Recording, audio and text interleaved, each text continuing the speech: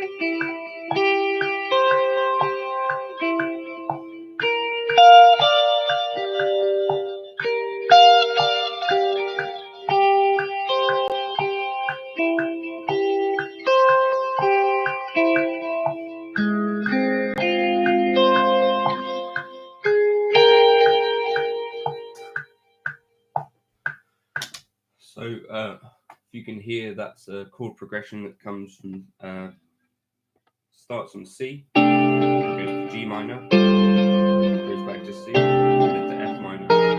So I think it's going to be a bit of a challenge to improvise over, but hopefully it might sound okay once I've played around with it a few times. So I'm just going to copy the loop in Reaper. So I've got to chop these bits up and paste them over each other to make the loops. So basically everything that I played there will become the backing track. Pop that out for a few minutes so I can get some time to play with it. Ordinarily, I would probably just do another take over that, but it's a bit of a weirder progression than usual, so I want to give it a few tries before trying to film anything.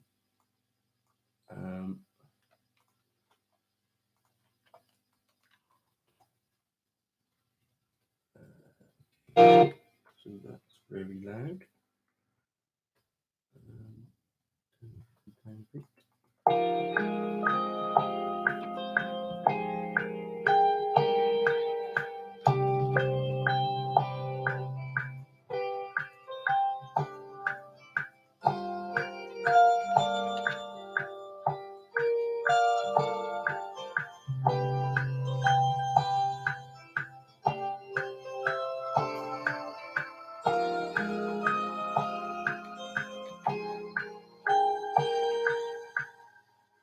Right, so now I'm going to add in a bass and also a drum kit.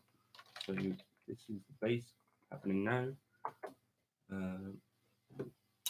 I tend to just draw in bass and also drums in general. I'm using Native Instruments Reaktor Monarch for bass. Here we go. Here's the bass.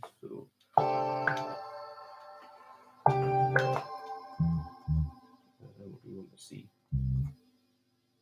See? Feedback with it.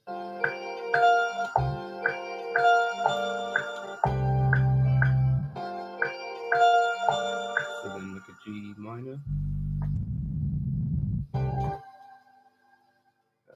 Two bars. and then I have a C and then an F1.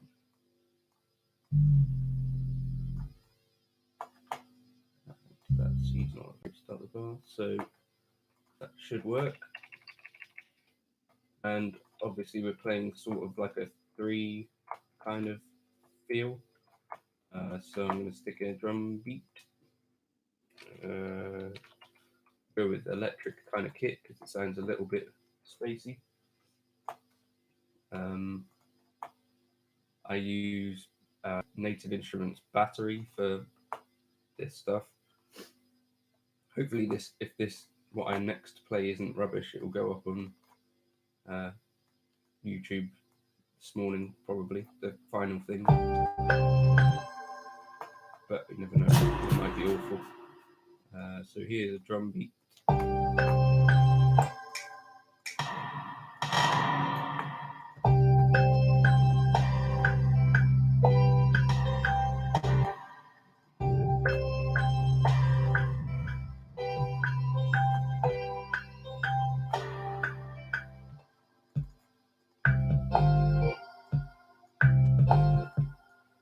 So I need to kind of get a swing grid here. That's good. So then a hi-hat.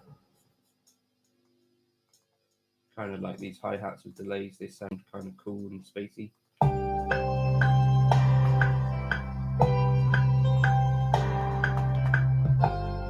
Cool, right, so copy that drum beat out for the thing. And I'm just going to take off some of the low end of the bass. Hopefully that will help things not overpower. I'm going to sit back over there. Maybe I'll press record just in case the first things that I play are okay.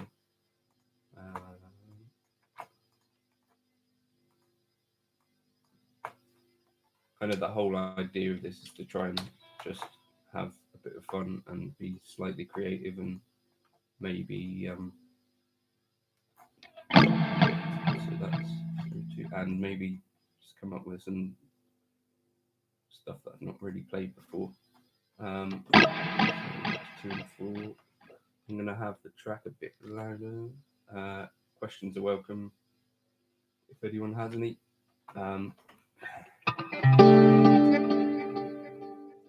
Press record and we'll see what happens.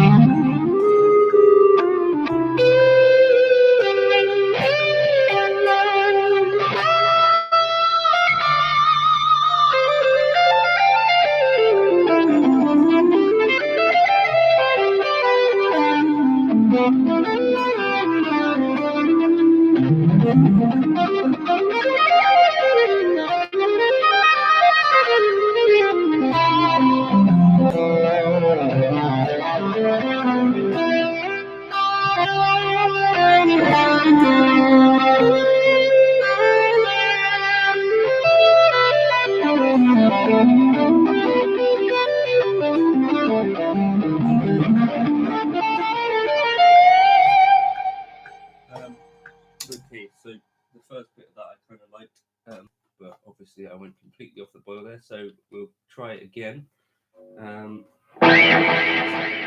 Check I'm tuning.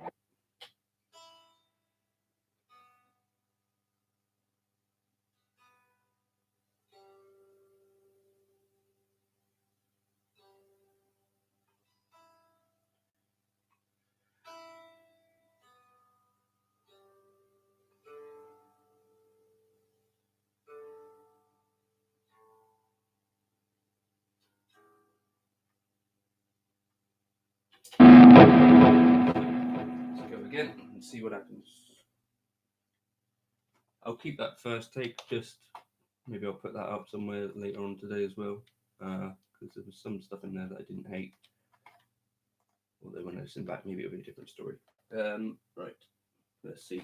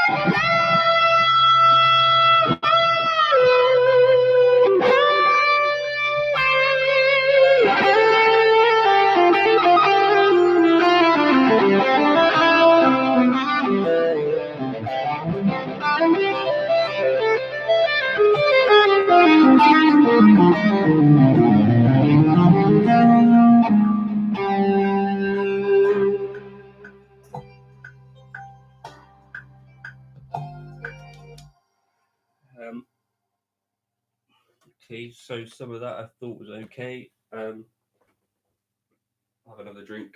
So just to explain what's going on, I'm just showing you my first recording of the day. That was take 2 of a solo.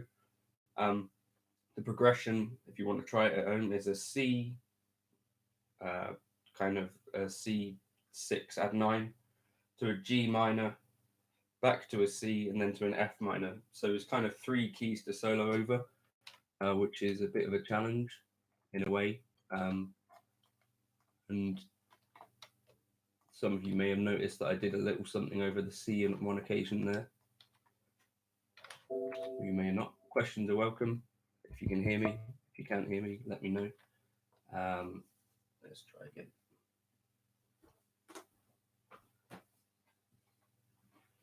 I don't really know if I'll play anything better than the last solo. I'm just gonna have another take and I'll have a think about whether I prefer it or not, and maybe listen back.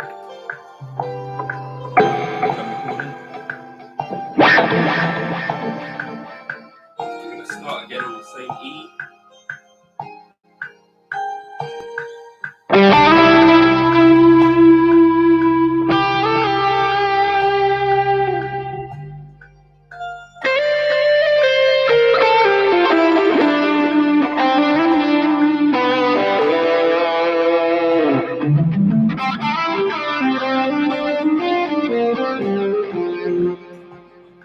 Timing is annoying me there, so start again.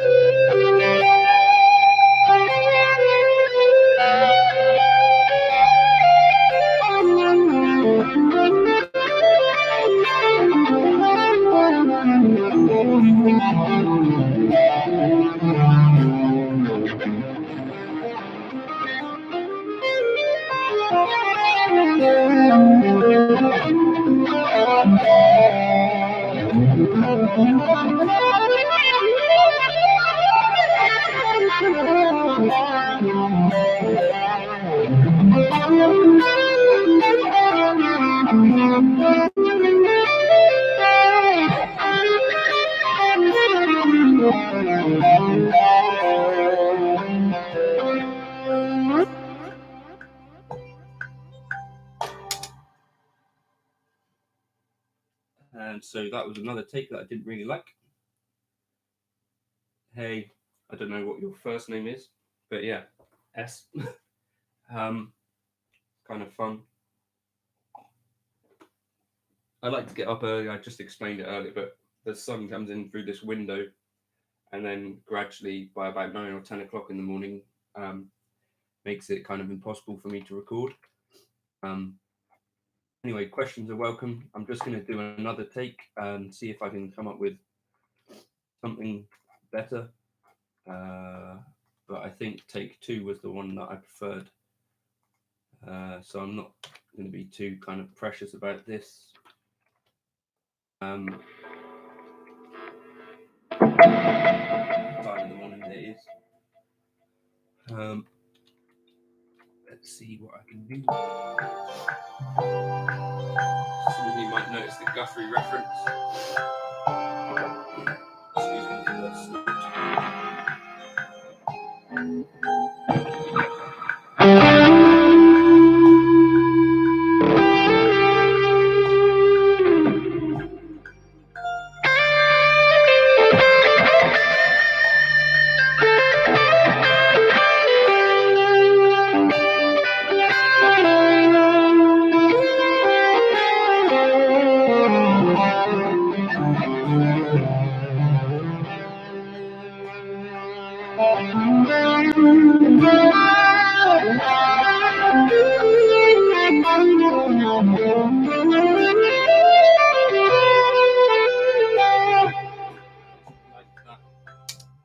Tuning of that beat as I hit jump back at me at something that I need to fix. Right, this will probably be my last take because I was quite happy with take 2. I might overdub some take 2 harmonies and stuff.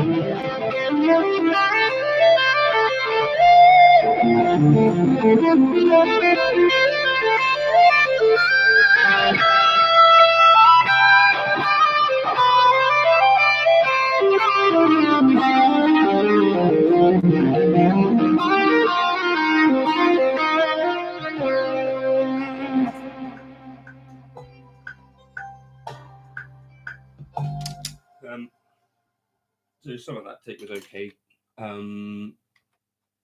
Didn't end on a very strong note. Right, so I'll save those two as well. What have I got now? This is first take. First take.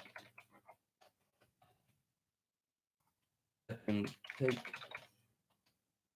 And second take. So now what I'm doing is potentially listening for parts where I could play something else as well. So like an overdub, but I'm thinking about it as like a harmony guitar or an octave guitar is generally what I'm thinking. And the idea being to kind of accentuate any melodic parts or that kind of thing. So we'll take a listen and I'll get the guitar and the coffee. Ooh. Sorry, that's not intentional. So this needs to be 4, right?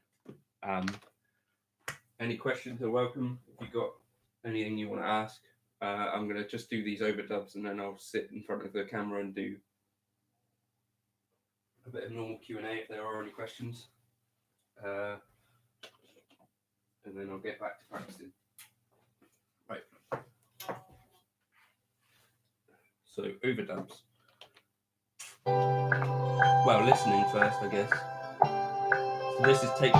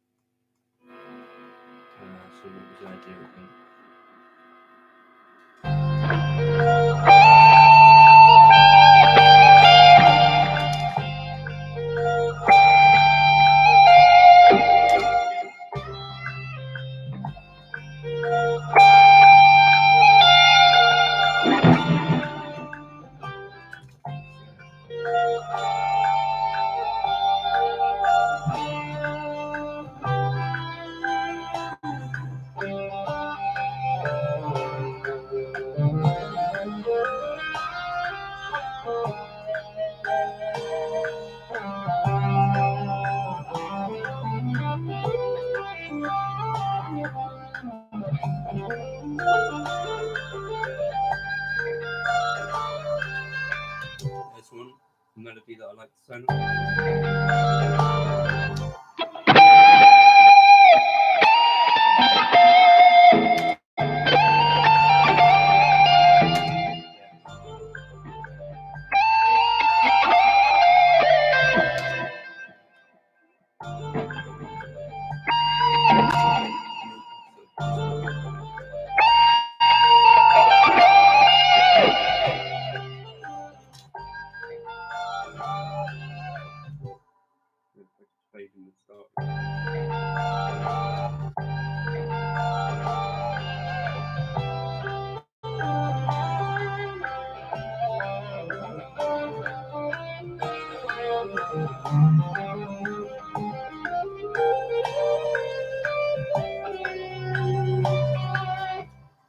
this is the Lydian section.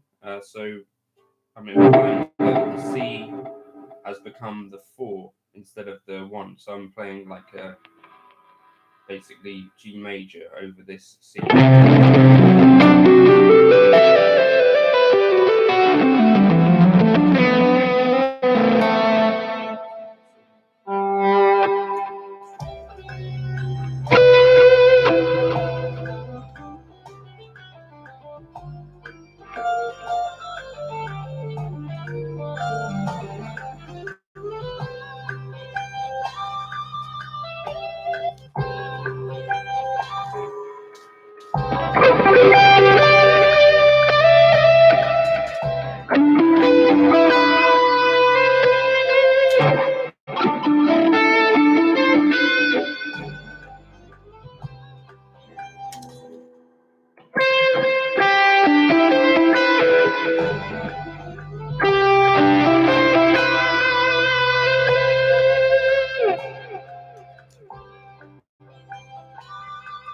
That's what I want.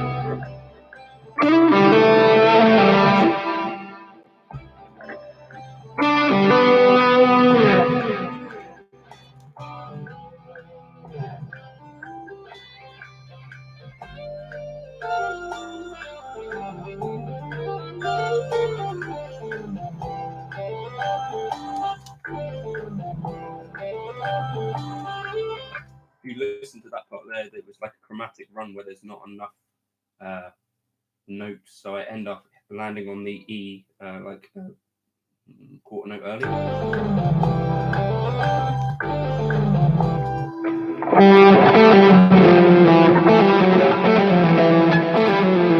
Actually, I missed the chromatic, what I should have done if I was.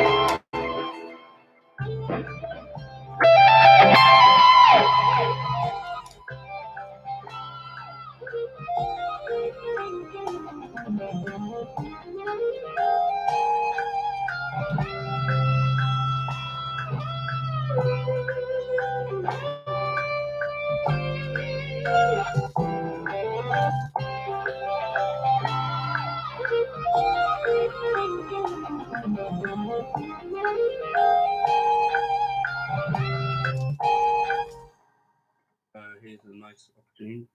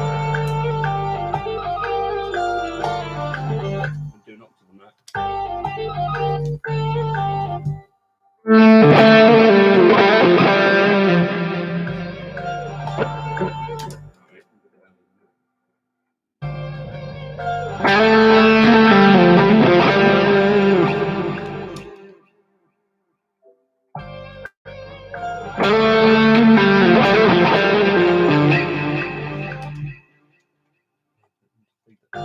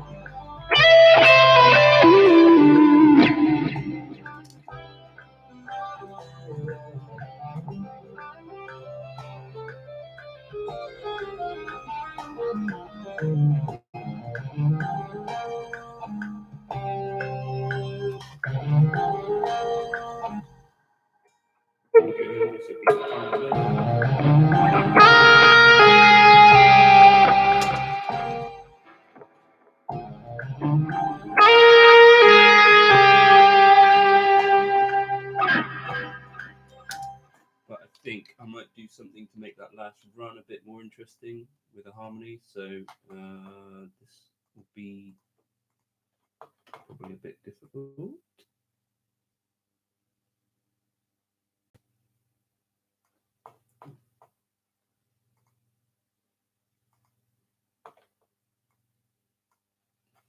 If I put that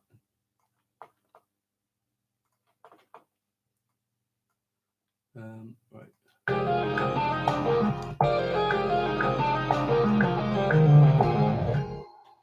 Oh, cheers, Paul. Thanks for checking in.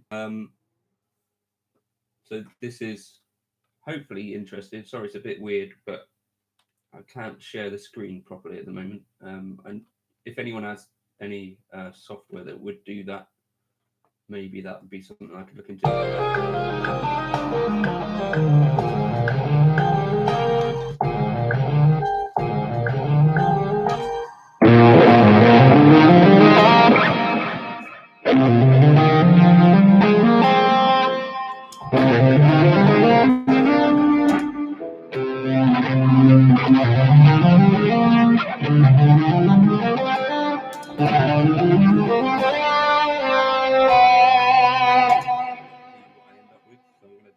Probably two harmonies.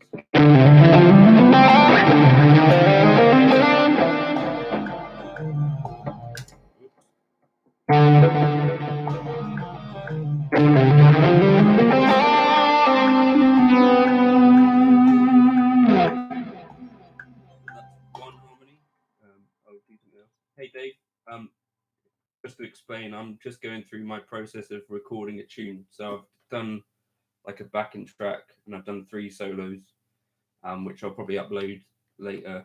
And it turned out that I preferred solo 2. The other ones were a little bit shreddy, and I'm just doing some harmonies.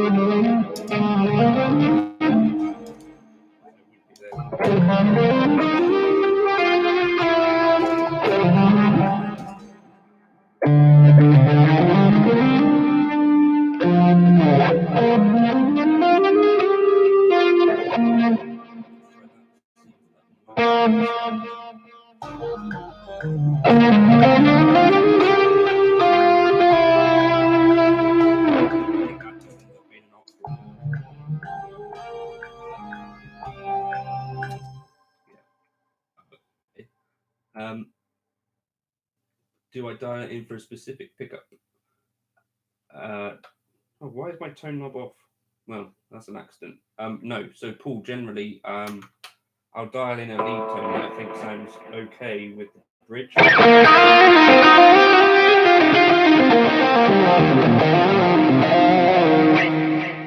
then whatever happens with the neck is what happens. It's this kind of lead tone. If it's another lead tone, then I dial it into the neck pickup. Like my cleans are generally specifically with the neck pickup in mind and sort of lower gain stuff. Right, I think I'm done with the guitar bits for now. So I'm going to turn the volume down here and unplug.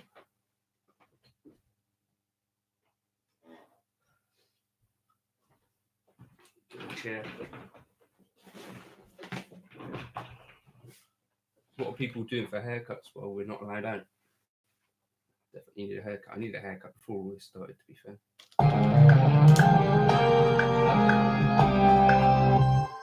Right, I'm gonna put on mastering plugin.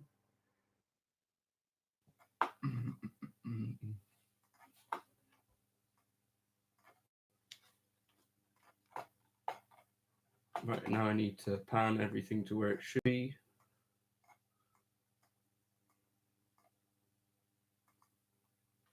Okay, there's one of these missing. What is that? Take it.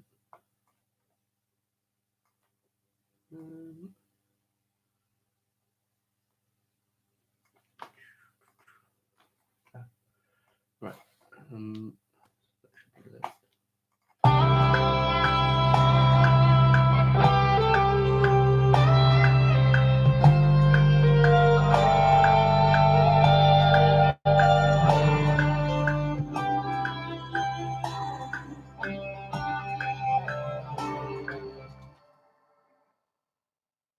And lead tone from my bridge. Yeah, that is one of the things, but it's kind of that compromise. So I don't know if you might be a fan of John Petrucci or not, but I think I have sort of the opposite approach to him. So I think some of his lead tone, you got that nasal thing going on. I think a lot of it is kind of neck pickup, and then he'll switch to the bridge pickup for like the more open up sound. I think I go the other way in that I dial in a dark tone on the amp and then use the bridge to kind of brighten that up a bit. I think that's my approach. I kind of think that's what Eric Johnson does a bit as well. There's no right or wrong with that, obviously. Just do whatever you think sounds good. The annoying thing with that is, I'll just explain this a sec. So if I'm playing live, my normal rhythm tone, like a clean, funky rhythm tone, I prefer to be on the neck pickup. And then my lead tones, I prefer to be on the bridge pickup. So if you can imagine, as I've come out of a solo, I've quickly switched back to clean. And then my cleans are really bright because they're on the bridge until I flick it back up to the neck. That is one of the difficulties of the way that I set things up. But is what it is. That's the way things have to be for me to get the lead tone that I kind of like, without it being too fizzy. So if you set like a dark tone and then use your bridge pickup to get the brightness, I think it sounds a bit less fizzy or something. Especially with humbuckers, like the Robin Ford kind of tone with the bridge pickup, sounds kind of cool, I think.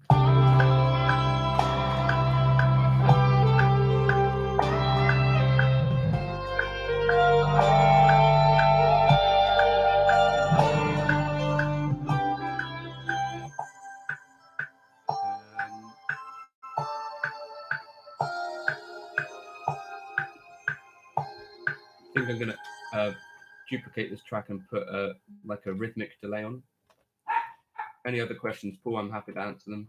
It looks like it's you asking questions at the moment, which is cool.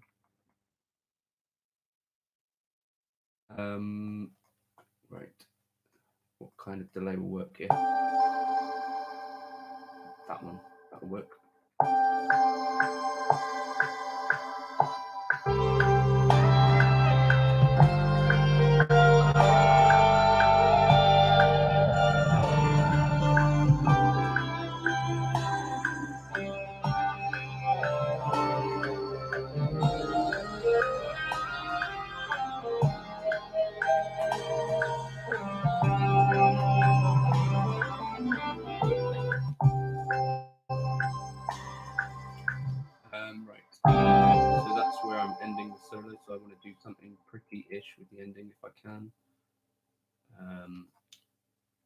So maybe just move them out of the way for now. Get rid of that for now. And get rid of that for now.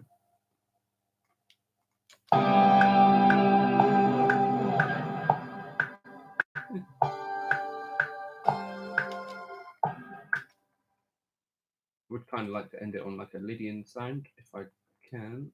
So move that out of the way. I have to get the guitar again, aren't I? So I'm going to try and pick some chords that will stack together nicely to give a big kind of chord 4 sound.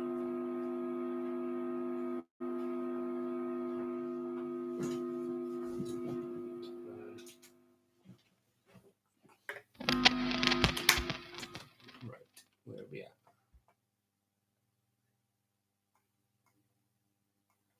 Okay, right, so that. I don't think what's going on here. Oh, that should be left, that should be right, that should be left, that should be right. Cool, right, so here's our ending chord.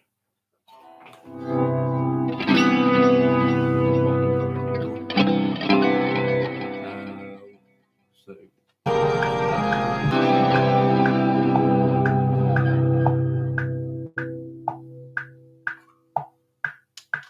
then on the right hand side I'll do something else, I guess. Sounds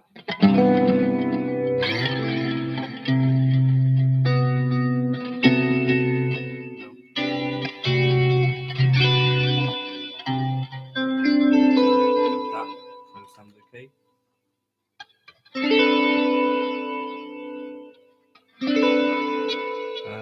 Do I ever run parallel? Just explain what you mean, Paul. Sorry, I'll answer that.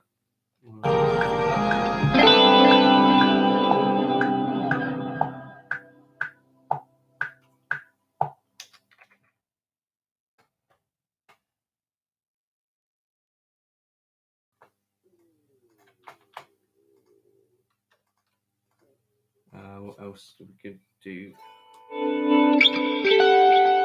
This one, I like that sound, so I'm going to stick that on top.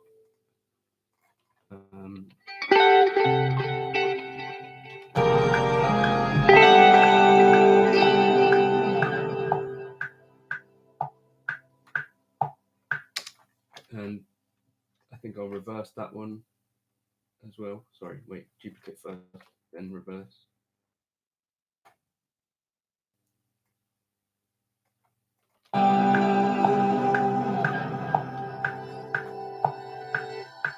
That'll do for my ending. Cool. The wet dry setup, are you using my HX Stomp patches or my Helix patches?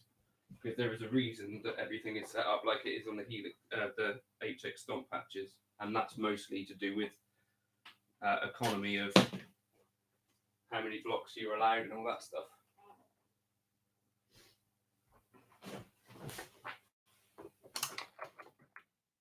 Yeah, so the Stomp, the most important thing to me is that I've got that dual cab set up generally. So all of my patches basically have that, the one IR and then the one cab. Because the idea was that I wanted a dual amp setup, but obviously in the Stomp there's a limit to how much you can do. So the key core to all of my tones, certainly the stuff that I've sort of just playing, is to have an IR and a dual cab or another cab, sorry, like the stock cabinets.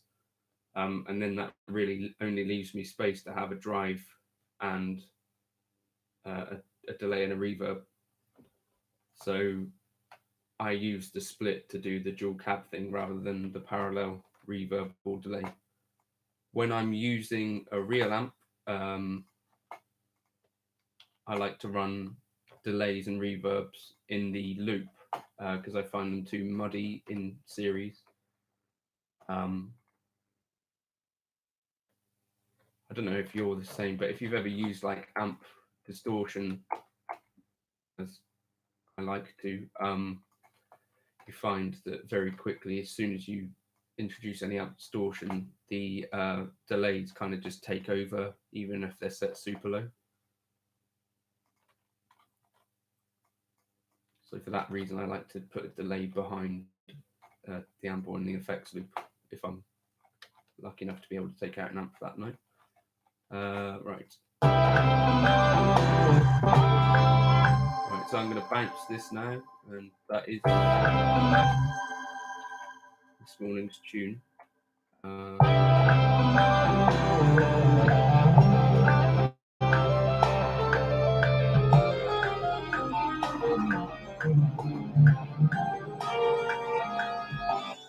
Pan these harmonies slightly. I should probably give it a listen, shouldn't I?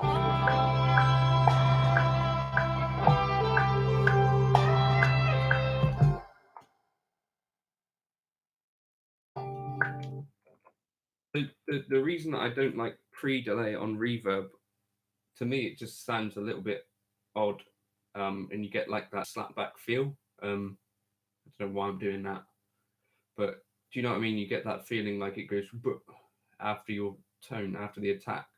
So to me, it feels like the initial chord or attack of whatever you're playing happens, and then there's this reverb that happens after. So to me, it feels less connected. I'm guessing maybe that's to increase clarity if you were going in the front of the amp with the reverb. Maybe, I don't know. Maybe someone else has if you have an answer for why there is a pre-delay, or maybe that feeling of being, because obviously if you were to clap in a cathedral or something, you would hear the clap come back as well. So it'd be like, but depending on the size of the plays.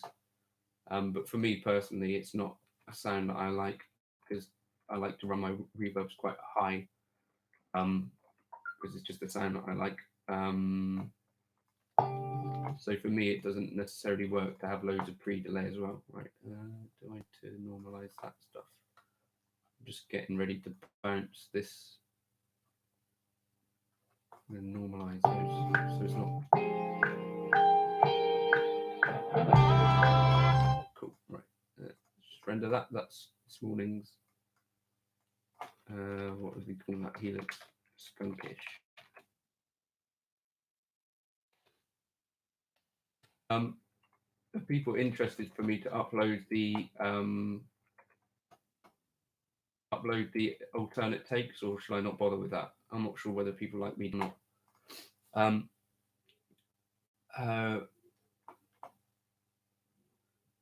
Yeah, Paul. That's a dog. I don't know whether that's. Try it. But for me personally, I don't think I like the sound of pre-delay.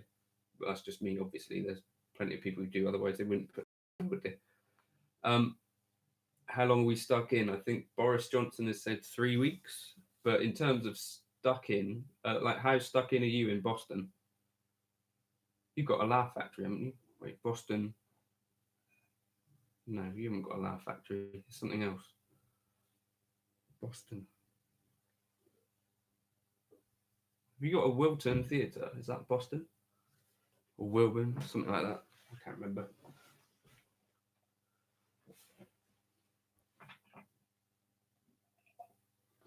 Right, so that's bouncing.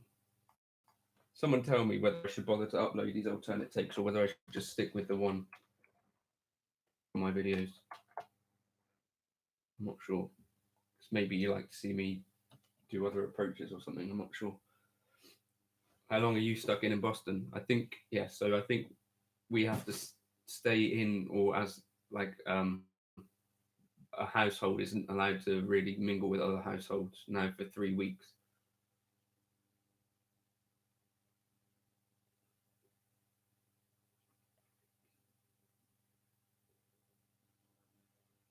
Till the day after my birthday. That's cool. 3 weeks. Oh, so you're only shut in for 2 weeks then, effectively. Is that my maths correct? What's your main comedy club in Boston?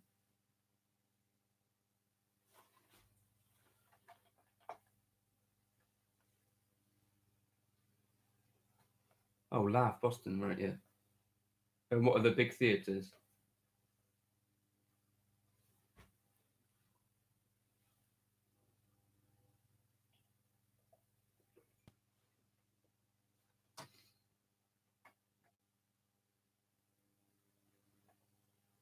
Which corner? That's not the one.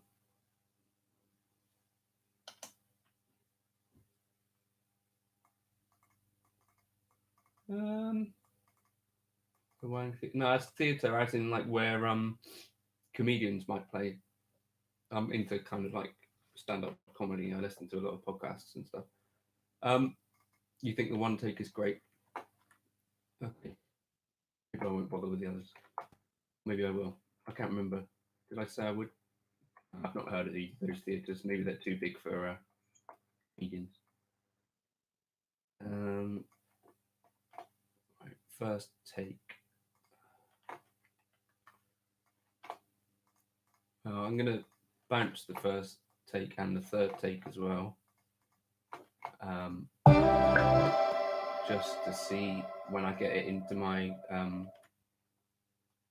improv asylum. No, not heard of that either. Just to see whether there are things that I liked about the one.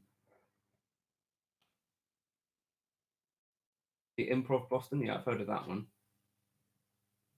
Nick's Comedy Stop, I feel like I've heard of that as well. You ever go to any of these places? I don't really like to fly, but I've got in some way I want to one stage go to Hollywood to go to like the Comedy Store and stuff, but I'll probably never do. No, I've seen Stephen Merchant and Dara O'Brien, I think. The Squire, I quite like. I find that it might have an off day. I don't know why I'm trying to speak when I can't speak. So what? Sometimes it's happened one day actually. And I don't know, maybe I was just having a bad day, but I picked up the guitar and I couldn't really play the Jazzmaster. But that's only happened one day where I didn't really connect with the instrument and enjoy it. What other pedals have you checked out? The Iridium, perhaps? That's the one that most people have ended up on my channel because of.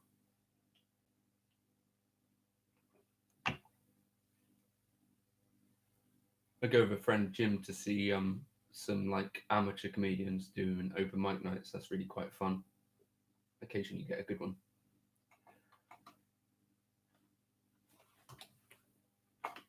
This is bouncing in. Which new Fender pedal?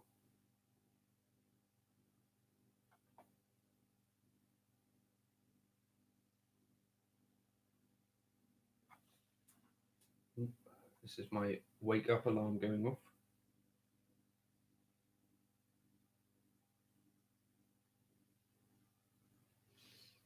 Which new Fender pedal?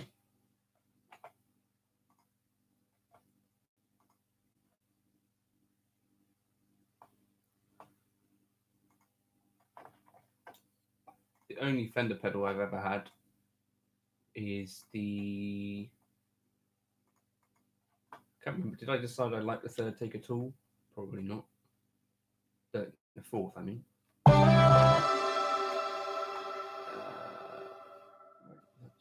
sending out through space that it shouldn't be. Ooh. Here's the third take.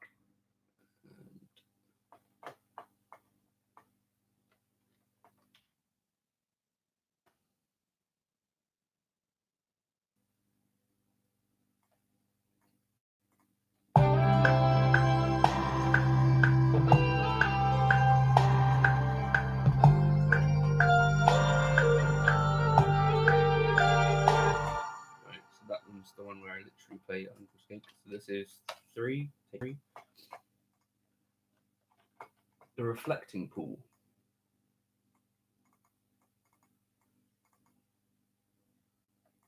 Right.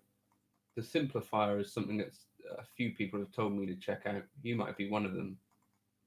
But it's not happened yet. The Reflecting Pool. Some sort of reverb, right?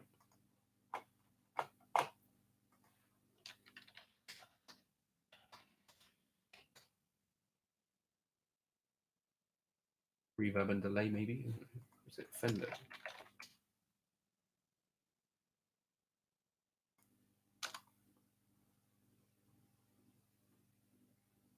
Fender Reflect. Ah, right. Okay. Delay and reverb. Cool. Can't be bad.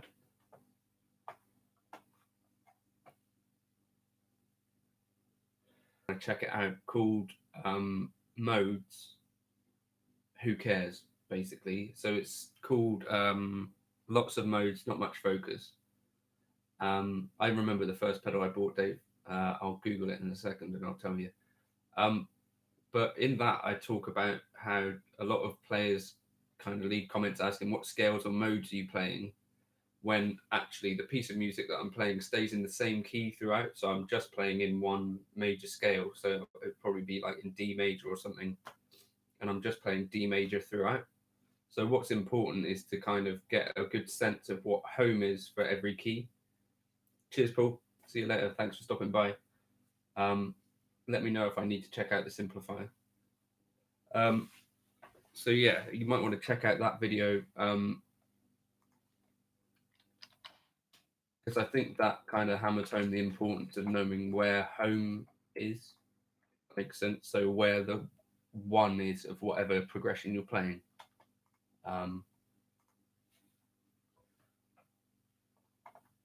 So that for me is what I would say is the most important thing, is to know that you're playing, oh, I'm playing in C major for this progression because every chord in it is from C major. Or if you're playing something more complicated, you need to know where the home of everything is. Does that make any sense?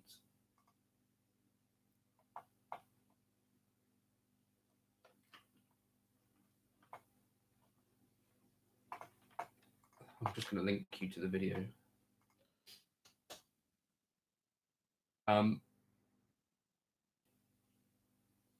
And the way you can sort of determine, or one of the ways, is that most songs, probably, or the majority of songs, will have like, so like if you're trying to crack a code of like someone who's created an enigma, or like someone's created this like language or whatever, one of the ways that you can figure out what the language is that certain letters are more common than others. Like I think it's Bradley that's asking the question. I think, Dave. So like E's are a really common letter in certain languages, so you can figure out what the code is because there's so many E's.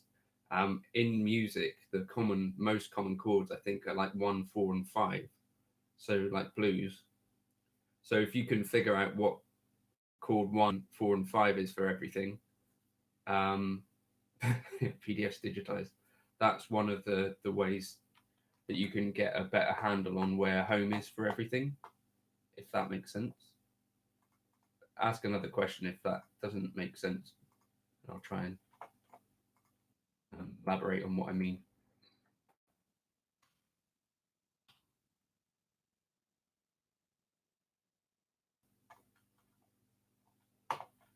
And this is take 4, which I think was rubbish.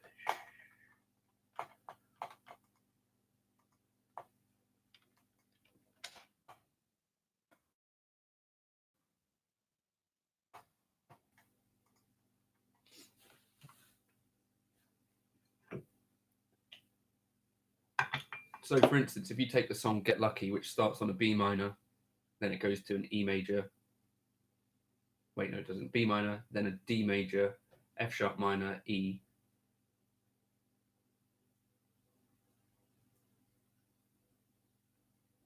Exactly. So, Bradley, so if you've got a progression that's just chord 1, chord 4, and 5, then there's no reason necessarily to think about any modes at all. So if a piece of music is entirely diatonic, then I wouldn't be applying any modal analysis or anything. I would just consider the thing as it's being in one key and just play in that key to start with. Now, the thing to consider is, say, if you're in C, don't play an F over chord 1, or that will be a sort of clash. That's called an avoid note. It's not a strict rule, but that's something that you can just be careful how you treat playing the fourth degree of the scale over some of the changes.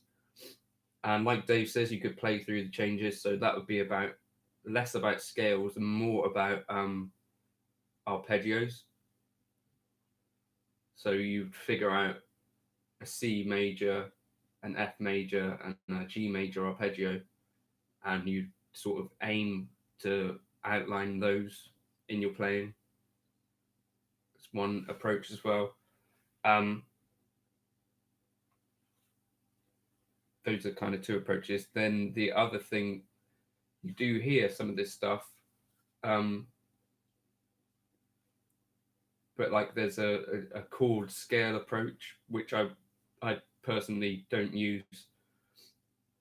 But for instance, I think it's in the Abersold stuff, over the chord 1, they suggest playing a Lydian, which kind of has a sound, but I don't think it would work at all well for kind of pop music or anything. So if you were playing in C, they're effectively suggesting that over the C you would play like a G major scale or C Lydian, and then over your 4 you would play F Lydian, and then over your 5 I guess you would just play your normal C major.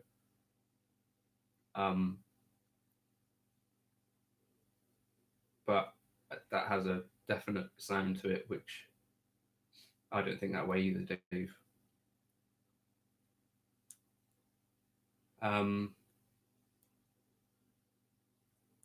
Yeah, so those are different approaches, but I think the real key to it all is having like a firm grip of what key am I in before you play anything else.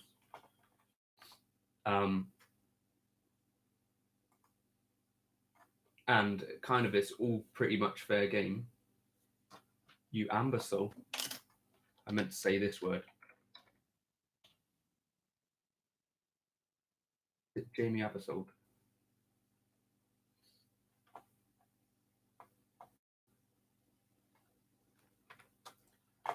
Right, I need to send these over to myself.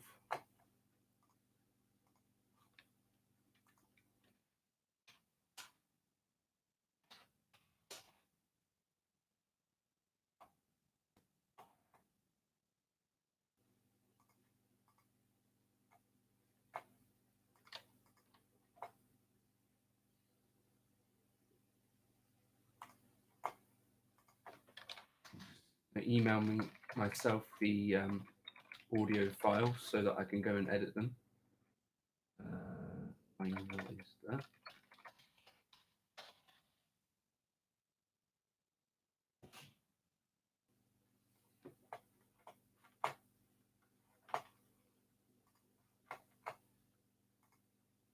Yeah, that's more like my approach, Bradley.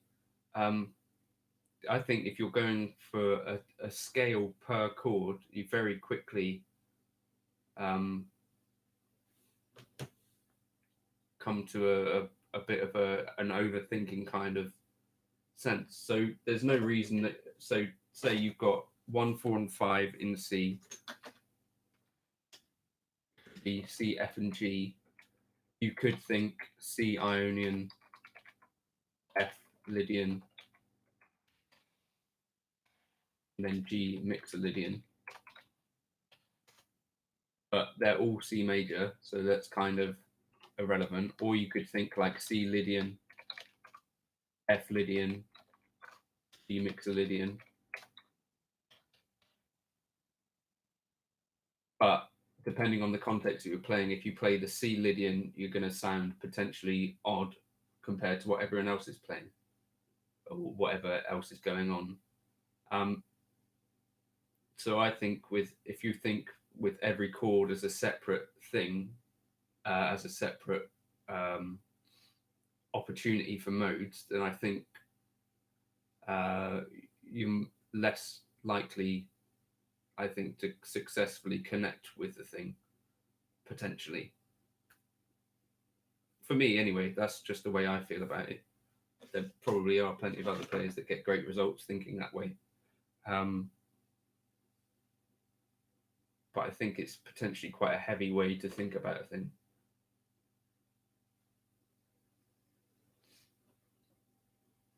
So, Dave, how would you think about C, F, and G? Because I think potentially you're someone who's coming at it from a different angle to me, which is cool. So, say you've got like literally like a 1-4-5, a simple progression.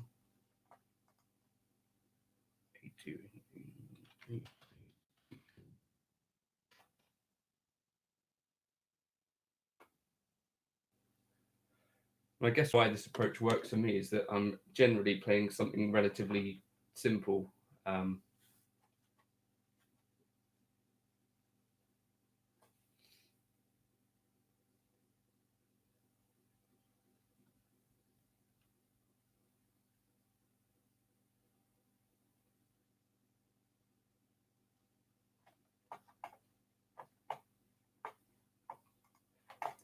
And so, like this backing track that I just made and played over, I had 3 chords. So one was C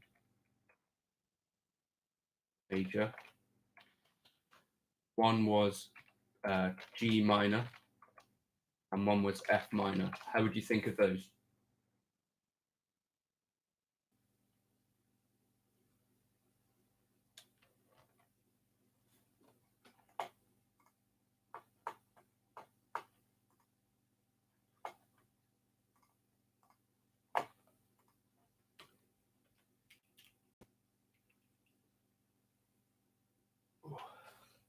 Go and edit this together.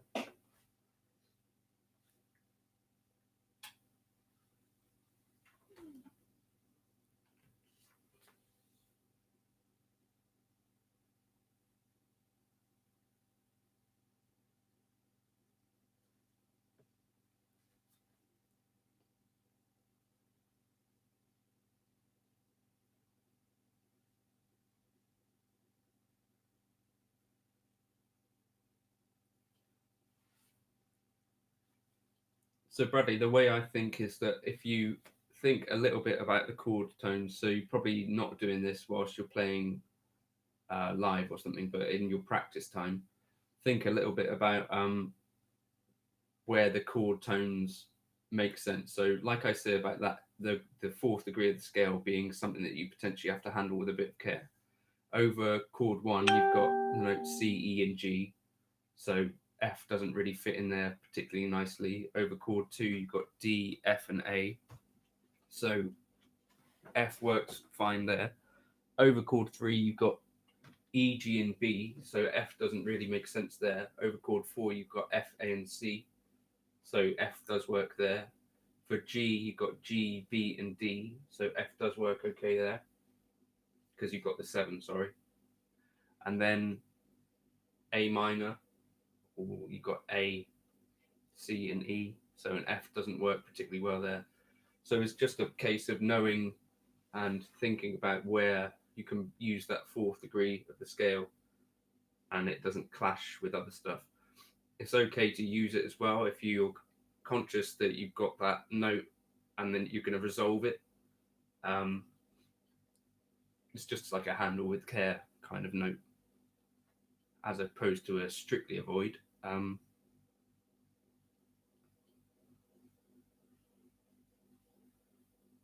Dave has guitar in hand. I think, yeah, it's different strokes with different dogs. But if you can work your way through whatever works for you works, but that's how I think. So I'm thinking about what the progression is in each key. So for that C major, G minor, F minor, over the C major, I'm thinking in C major. Over the G minor, I'm thinking in F major. And over the F minor, I'm thinking in E flat major. But that's a slightly less connected set of chords than I would usually play over. So I put that as like a bit of a red herring because it's not exactly like I would normally play over. But like the jazz tunes or whatever that I'm playing early on in my jazz practice, exactly, that's how I'm thinking of it. That's why I'm playing an F over it. Perfect, Dave. So we think of the same thing, I think, there. As I say, so if I've got the jazz tune initially in my earlier days, I would have like the tab, not tab, sorry, the lead sheet for the tune, and I would look through it, and you'd look for like 2 5 1s and stuff, and write above them what the home key of everything was. So for like Autumn Leaves, where that stays in the same key, all the things you got your F minor to start with, and then a B flat minor, etc. Anyway, so you just write above what the key is for each section. So I think at some point in All the Things You Are, you get a 2 5 1 into C major. So then I'm writing C major above that, sort of the part of the keys where that is. And then you come back to C minor. So I would write that underneath. And then at some stage it modulates to G major. It stays in G major for a bit, and then it modulates with a 2 5 1 to E major. Does that make sense? So instead of looking at every chord individually, I would look at the like a sort of overarching home for each section as well. Instead of, for me personally, I don't think chord by chord. Dominant 5, I've been thinking harmonic minor.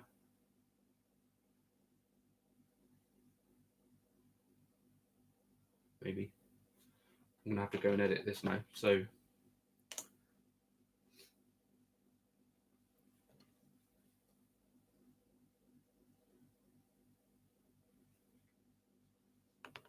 I think obviously the rules are there to be broken as well in a way. So if there are any rules in general, but that's just how I think about things.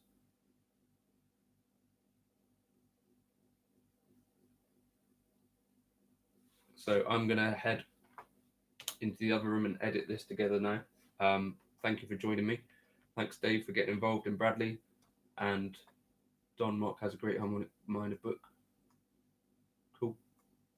The most of the stuff that I try to apply, I just try to put it like instantly over a tune. I started off with books and stuff, but for me, where I'm at now, I find that I want to just play a lot of different jazz tunes. Cheers, Bradley. Hopefully that's helpful in some way. Thanks for asking the questions. And if you've got other ideas for stuff you want me to cover, just leave a comment somewhere on my channel and I'll tackle that. Over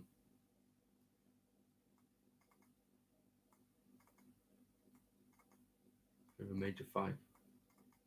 Interesting. So, cheers, Dave. Quickly, will you just tell me? So, if it's playing over the major 5 in C major over G major, the dominant, which harmonic minor would you be using? Thanks, Dave. Stay indoors. Hope you get some time to play some guitar and stuff.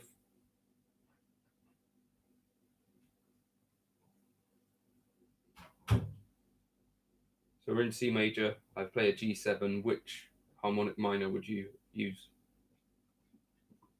C, I guess.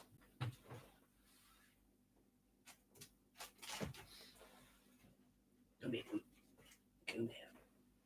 Here's Nemo.